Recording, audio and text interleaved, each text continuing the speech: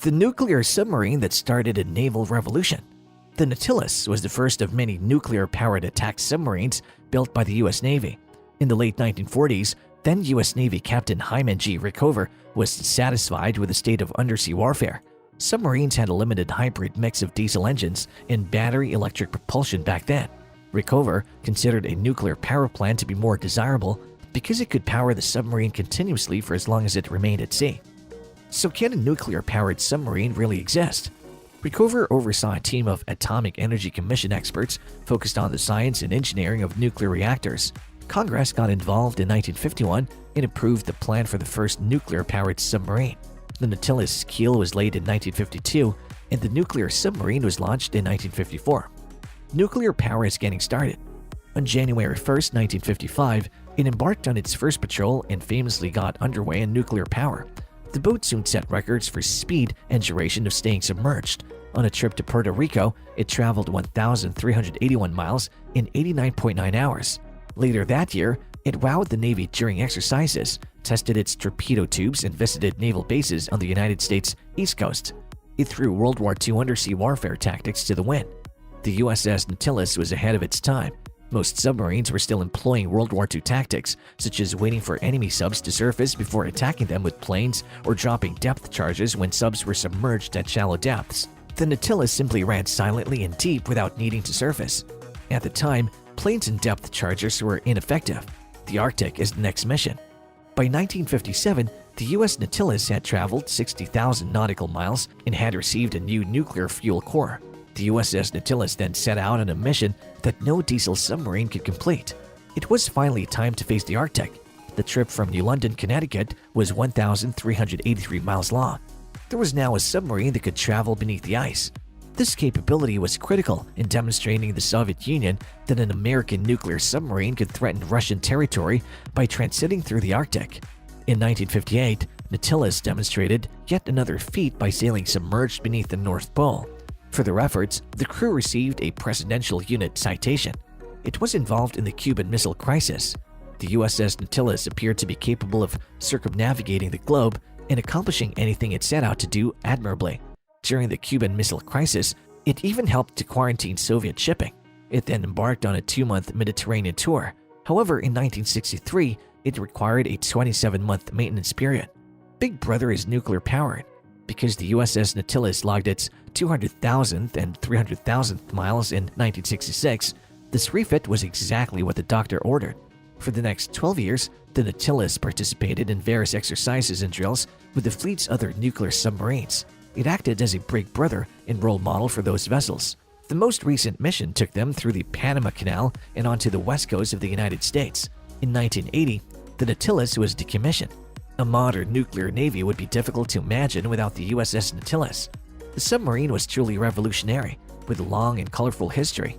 It accomplished everything that was planned for it, and then some. The crew must have felt honored to serve on such a groundbreaking vessel. This ship was a credit to the Navy, and Admiral Rickover would have been proud of it.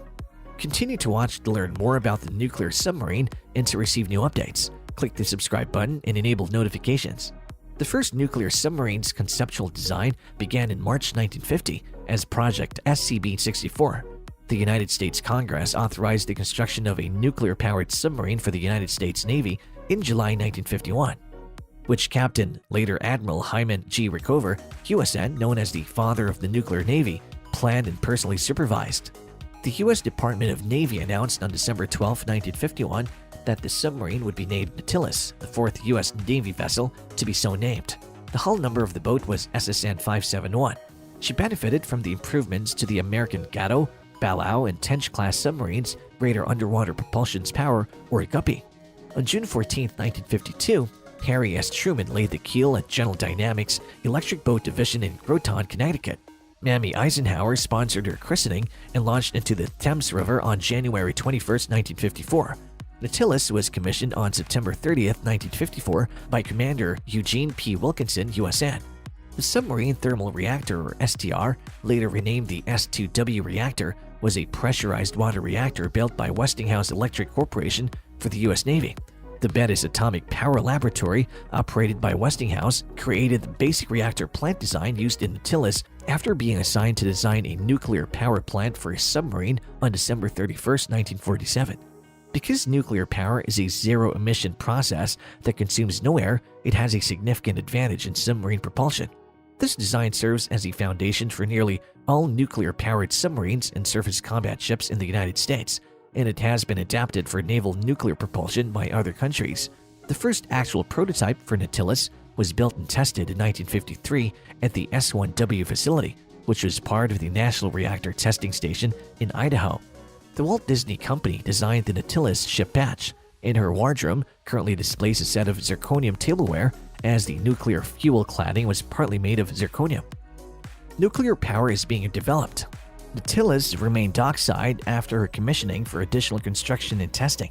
At 11 a.m. EST on January 17, 1955, Nautilus's first commanding officer, Commander Eugene P. Wilkinson, ordered all lines to be cut and signaled the memorable and historic message, "Underway on nuclear power." On May 10th, she sailed south for a shakedown. She traveled 1,100 nautical miles, or 2,000 kilometers, or 1,300 miles, from New London to San Juan, Puerto Rico, and covered 1,200 nautical miles, or 2,200 kilometers, or 1,400 miles, in under 90 hours. This was the longest submerged cruise by submarine and the fastest sustained speed for at least 1 hour ever recorded at the time. The Nautilus was used to study the effects of increased submerged speeds and endurance from 1955 to 1957. These advancements rendered World War II anti-submarine warfare progress virtually obsolete. Radar and anti-submarine aircraft, which had been critical in defeating submarines during the war, were rendered ineffective against a vessel capable of moving quickly out of an arena, changing depth quickly and remaining submerged for extended periods of time. Nautilus logged her 60,000th nautical mile on February 4, 1957, matching the endurance of her namesake, the fictional Nautilus described in Jules Verne's novel 20,000 Leagues Under the Sea. In May, she left for the Pacific coast to take part in coastal exercises in the Fleet Exercise Home Run, which introduced Pacific Fleet units to the capabilities of nuclear submarines. On July 21st, Nautilus returned to New London, Connecticut, before departing again on August 19th for a first voyage of 1,200 nautical miles beneath the polar pack ice. She then proceeded to the eastern Atlantic to take part in NATO exercises and tour various British and French ports, where she was inspected by defense personnel from those countries. She returned to New London on October 28th, underwent maintenance, and then conducted coastal operations until this spring. Under the North Pole, Operation Shine. In response to Sputnik's nuclear ICBM threat, President Eisenhower directed the U.S. Navy to attempt a submarine transit of the North Pole in order to gain credibility for the upcoming SLBM weapon system. On April 25, 1958, Nautilus set sail again for the West Coast, this time under the command of Commander William R. Anderson, USN.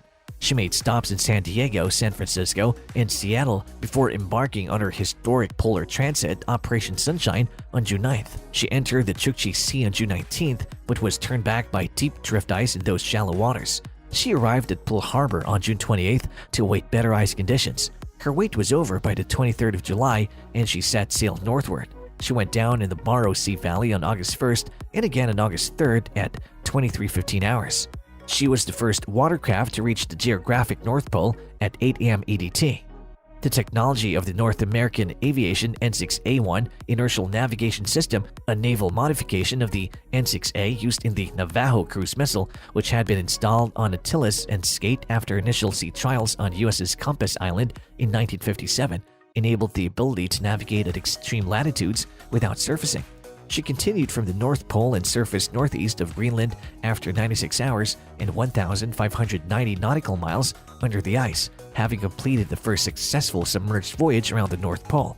Scientists from the Naval Electronics Laboratory planned the technical details of this mission, including Dr. Waldo Lyon, who accompanied Nautilus as a chief scientist and ice pilot.